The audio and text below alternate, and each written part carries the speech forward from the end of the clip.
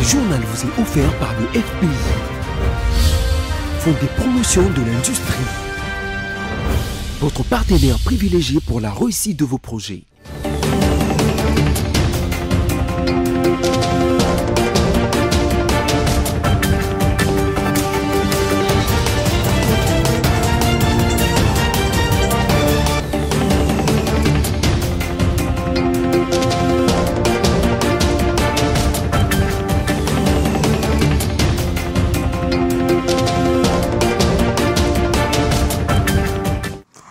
Vous nous suivez de partout en République démocratique du Congo et ses environs en passant par Brazzaville. Bienvenue à cette nouvelle session d'information sur BC Télévision. Tout de suite, les titres. La République démocratique du Congo et le Pays-Bas est en voie d'améliorer les climats d'affaires. C'est ce qui justifie la présence de son ambassadrice chez la première ministre Judith Suminwa. Toujours pas de compromis pour le poste de porte-parole de l'opposition. 2 blocs se sont créés au sein de l'opposition congolaise.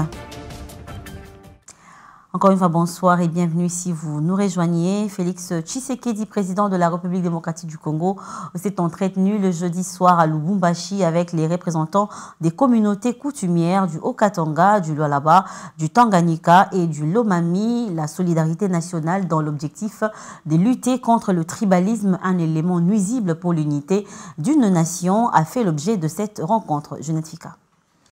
À la fin de son séjour à Lubumbashi, chef-lieu du Haut-Katanga, le président de la République démocratique du Congo, Félix-Antoine Tshisekedi Tshilombo, a rencontré le jeudi soir le représentant des communautés coutumières du Haut-Katanga, du Lualaba, du Tanganyika et du Lomami.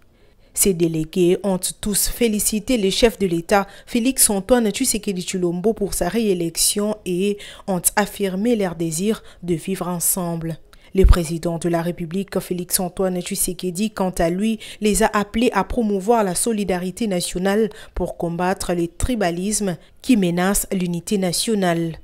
Tout juste après cette rencontre avec les représentants des communautés coutumières du Grand Katanga, le chef de l'État a pris son vol pour regagner Kinshasa, la capitale.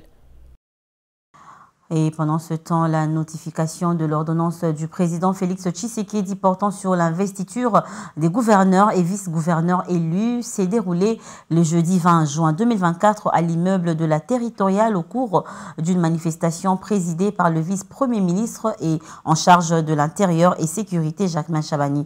Roger Matadi et Abel Kassongo étaient présents pour le compte de BC Télévision. C'était au cours d'une cérémonie solennelle qui a eu lieu à l'immeuble de la territoriale que le vice-premier ministre en charge de l'intérieur, sécurité, décentralisation et affaires coutumières, Jacquemain Chabani, a notifié l'ordonnance du président de la République, Félix Tshisekedi, portant investiture des gouverneurs et vice-gouverneurs élus à l'issue des élections précédentes. Plusieurs gouverneurs et leurs adjoints ont répondu présents, parmi eux les nouveaux gouverneurs de la ville-province de Kinshasa, Daniel Bumba Lubaki, et son adjoint Edi Ieli, qui ont également reçu leur notification. Province de Kinshasa, M. Bumba Lubaki Daniel, par la présente, je vous notifie de l'ordonnance du président de la République numéro 24 par 045 du 5 juin. Après cette étape, s'ensuivra dans les prochains jours la cérémonie des remises et reprises. Notons que, dans le cadre de cette rencontre, des panels d'échange ont été organisés dans le but d'outiller davantage le gouverneur en vue de la réussite des missions leur confiées. Je vous prie de fouiner partout pour mettre en branle dans tous les actes générateurs de recettes tels que prévus par les lois et textes réglementaires. Dans son discours des clôtures, Jacquemain Chabani a souligné l'importance accordée par le président de la République au développement des provinces et des territoires du pays. Il a rappelé que les chefs de l'État avaient promis de consacrer une grande partie de son temps à visiter les provinces, à rencontrer la population et vivre parmi elles. À cette étape s'ensuivra dans les prochains jours la cérémonie des remises et reprises. Je vous lisais en titre que 5 mois après l'investiture de Félix Tshisekedi pour un deuxième mandat, les opposants restent divisés autour du poste de porte-parole de l'opposition. Qu'en est-il de la situation? La réponse, c'est dans ce récit d'Isaac Popima que je vous laisse suivre.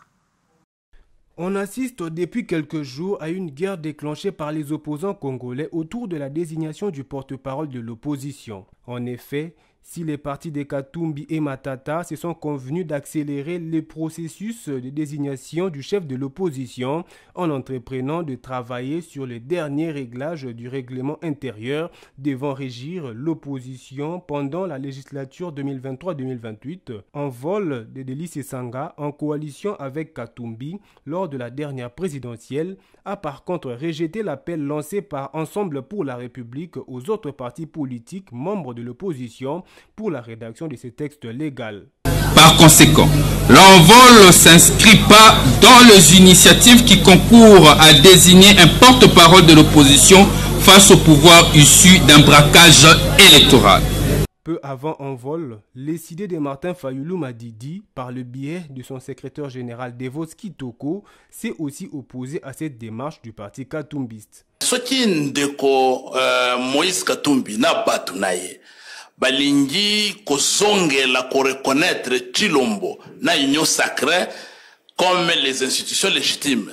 Message na biso ya bana Martin Fayulu ezalika moko balamba balia na union sacrée biso tokoyate. Fayulu et Sesanga sont donc d'avis qu'à la suite des élections organisées en décembre dernier, le pays ne peut se retrouver dans un contexte de majorité et opposition institutionnelle au risque de cautionner la fraude électorale qu'ils ont toujours déplorée. Triste réalité, car depuis l'adoption de la loi sur le statut de l'opposition en République démocratique du Congo, le pays n'a jamais eu droit à un porte-parole. Poursuivant ce journal, jeudi 20 juin 2024, la faculté des sciences économiques et gestion de l'université de Kinshasa a accueilli une méga conférence portant sur la problématique du développement économique de la République démocratique du Congo. Présents à ce forum, les étudiants, des experts et des personnalités politiques de premier plan qui, ensemble, ont débattu des enjeux économiques cruciaux du pays. Je vous laisse suivre les interventions du professeur Vital Kamere et Matata Pogno. Nous sommes très honorés d'avoir été associés à ces forums scientifiques sur une question d'une importance capitale pour notre pays, classé aujourd'hui parmi les 4 pays les plus pauvres du monde, mais qui bénéficie d'une grâce, d'une potentialité qui les qualifie parmi les pays les plus riches au monde, sinon, selon un certain scientifique, le pays le plus doté au monde. Le Congo, c'est une terre d'espoir. Pourquoi? Parce qu'elle est doté des ressources naturelles incommensurables. 2. J'ai cité George Soros, qui avait parlé de la malédiction des ressources naturelles. Et j'ai dit qu'il avait menti parce que le même Congo, avec un bon système de production, a fait ses preuves à l'époque. Mais malheureusement, les modèles léopoldiens, les modèles coloniaux ne sont plus des modèles à reproduire. Voilà pourquoi le but de cette conférence, nous devons faire une véritable révolution avec les amis comme Jean-Lycée Boussa, comme Paluku, comme Matata Pogno et les autres ensemble. Le système de la République démocratique du Congo sans modèle de développement de 1960, même si vous appelez Obama ici, il va échouer. Même si vous appelez Jinping, il va échouer. Appelez Macron, il va échouer. Puisque les mêmes causes vont produire les mêmes... L'actualité, c'est aussi que le Pays-Bas rassure la République démocratique du Congo de son appui dans le développement. C'est ce qu'a enregistré, c'est ce qu'a renseigné l'ambassadrice de ce pays, Marianne Van Eijden, après avoir rencontré la première ministre Judith Souminois pour parler de l'amélioration des climats des affaires de ces deux pays. Je vous propose d'écouter l'ambassadrice du Pays-Bas dans cet extrait choisi par Junette Fika. On a eu l'honneur de rencontrer Madame la Première ministre. C'était surtout une visite de courtoisie pour faire sa connaissance et aussi pour assurer l'appui du Pays-Bas dans le développement de l'RDC On a parlé surtout sur des opportunités autour du Mining Week. Les Pays-Bas étaient là avec plusieurs entreprises néerlandaises pour s'engager avec l'RDC. On a discuté la situation à l'Est. On a discuté aussi un petit peu le programme du Pays-Bas à l'est du pays pour soutenir le peuple congolais et soutenir une solution politique. On a abordé surtout le sujet de l'amélioration des climats d'affaires. Le Pays-Bas préside un groupe des ambassadeurs qui accompagnent le gouvernement sur la feuille de route. Et on a vraiment discuté ensemble avec Madame la Première ministre les prochaines étapes de cette groupe pour le climat d'affaires. Je suis très impressionnée. Tout le monde m'a dit qu'elle est très ouverte, qu'elle est très gentille, agréable, et je peux souligner tout ça. Mais elle est aussi très intelligente. Elle connaît tous les dossiers par cœur et en détail. Alors c'était un entretien très très bon. Et puis l'agression dans la partie est de la République démocratique du Congo, le président rwandais Paul Kagame a, dans un entretien accordé à nos confrères de France 24, répondu aux accusations récentes de son homologue Félix Tshisekedi. Celui-ci affirme clairement que son pays est prêt à entrer en guerre avec son voisin, la République démocratique du Congo. On l'écoute.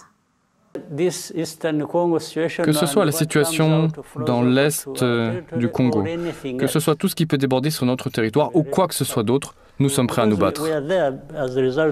Nous sommes là où nous en sommes, car nous avons combattu pour nos droits et pour nos vies. Et cela ne fait aucun doute. Nous n'allons pas reculer, être dissuadés si quelqu'un nous menace. Cela n'est pas un secret. Nous sommes prêts à nous battre. Je vais vous dire une bonne chose. Au regard de notre histoire, au regard de tout ce dont nous parlons, nous avons été façonnés par les difficultés, par les injustices, quel qu'en ait été l'auteur, et nous n'avons peur de rien.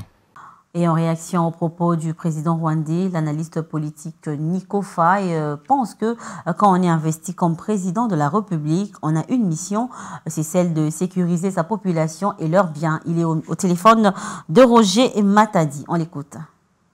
Avons tous appris ce que le président rwandais a tenu comme propos. Bon, moi je commence à comprendre que c'est nous qui n'arrivons pas à comprendre, ou soit nous nous arrangeons pour ne pas comprendre, et nous nous arrangeons pour ne pas nous préparer. Mais pourquoi nous, chaque mot, chaque geste de Paul Kagame nous devons toujours commenter? Et moi j'estime que je ne m'en cache pas. Paul Kagame est un bon président pour les Rwandais. Et pour les Rwandais et pour le Rwanda. Parce que quand on est investi comme président de la République, on a d'abord la première mission de sécuriser ses citoyens et leurs biens. Primo, ce n'est pas négociable. Et deuxièmement, l'intérêt général, s'adonner dans les travaux de l'intérêt général. Paul Kagame, il a dit, il ne peut pas accepter des bêtises lorsque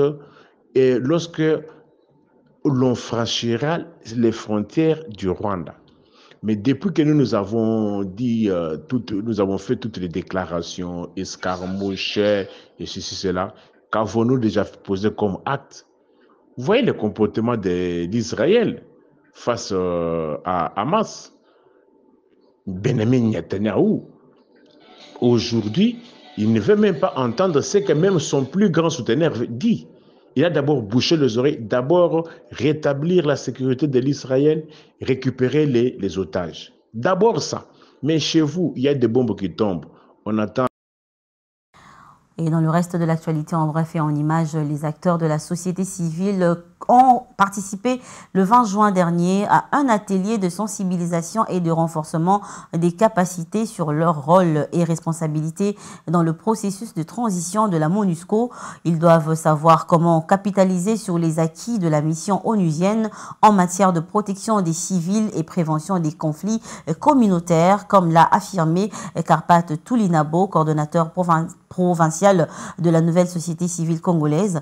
Cet atelier organisé par la section des affaires civiles a duré 2 jours et vise à formuler des recommandations pour les prochaines étapes du retrait progressif, responsable et durable de la mission dans le Nord Kivu. Et en dehors de nos frontières, la pause quotidienne annoncée par l'armée israélienne dans les opérations dans le sud de la bande de Gaza n'a eu aucun impact sur l'arrivée de l'aide humanitaire, a affirmé ce vendredi 21 juin un responsable de l'OMS pour les territoires palestiniens occupés. La situation humanitaire et sanitaire reste catastrophique dans l'ensemble des 3 territoires palestiniens. Regardez. Entre les décombres et les bâtiments détruits, quelques rares stands à ciel ouvert. Les habitants du camp de déplacés de Jabalia, au nord de la bande de Gaza, subissent une nouvelle fois une grave pénurie de denrées alimentaires. On passe d'une famine à l'autre. Avant, on manquait de farine, et maintenant, ce qu'on traverse est pire que la pénurie de farine.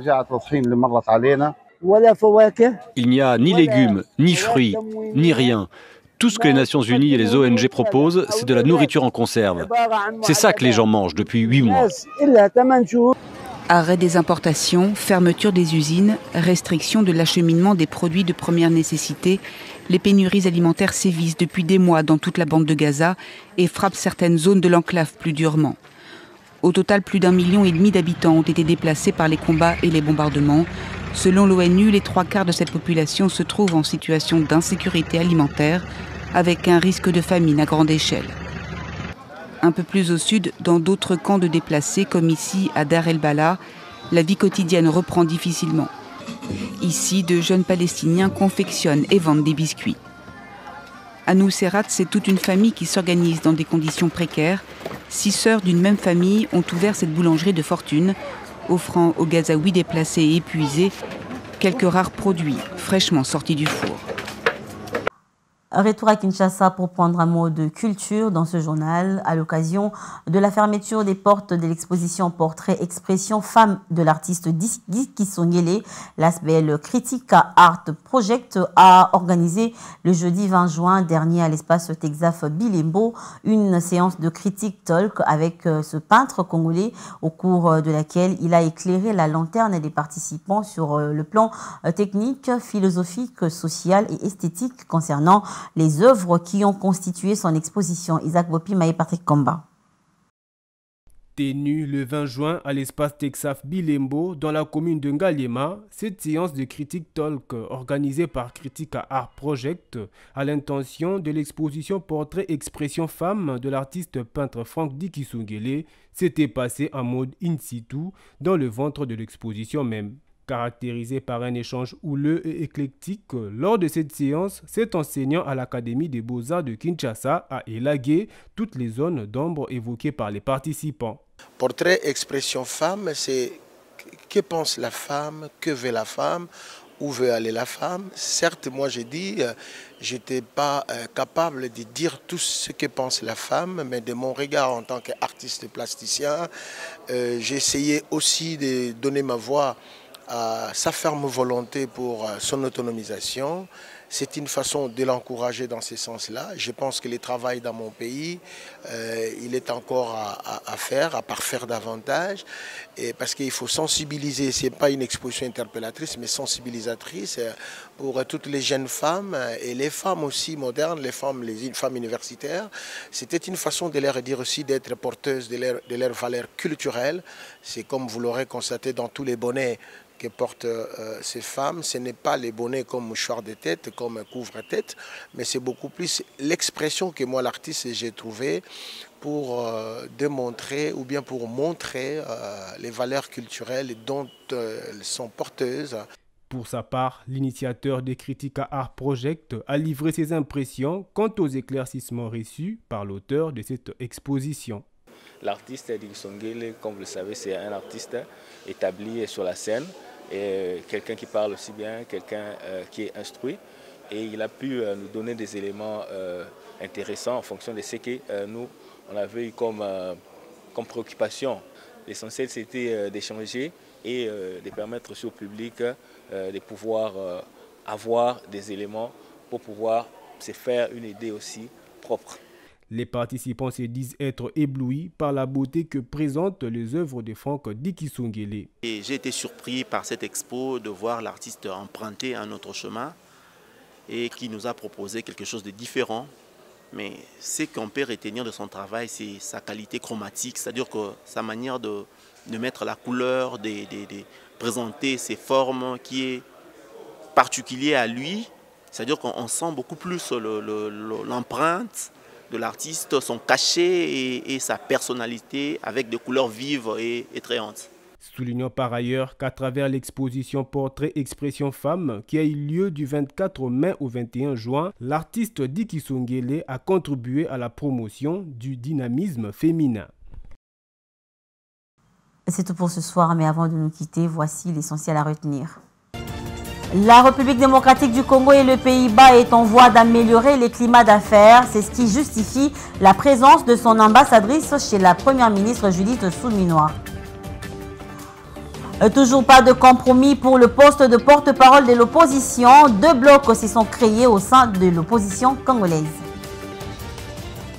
C'était là l'essentiel de l'actualité, madame, monsieur. Merci à vous de nous avoir suivis. Restez branchés au programme de BC Télévision. Et bon rendez-vous de week-end chez vous. Au revoir.